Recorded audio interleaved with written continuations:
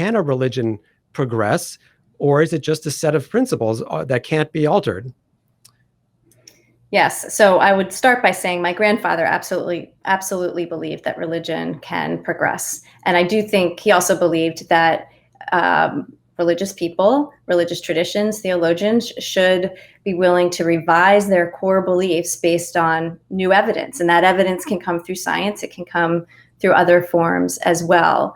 So that's what he thought. I will recognize that's a very hard thing. And even if I actually once had a staff member ask me this in a discussion that we were having a full team meeting. What evidence would convince you to change some of your religious beliefs? That's a very scary question. I don't know, because there is an element of faith in every aspect of religion. And so I would say that honestly, one has to wrestle with that. But I also point to an element of my personal story. And I was raised in a Christian home, and we had very specific ways of looking at the world. So it was hard for me to reconcile sort of that background with my grandfather's very capacious vision. But then I became friends with people from other faith traditions.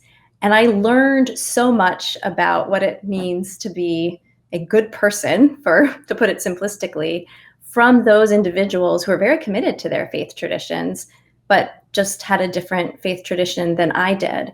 And that has really, in many ways, reinforced my faith, encouraged me in new ways, helped me to look at the world in a different way. And I think the same kind of thing can happen for people of faith. It doesn't always come from interacting with evidence.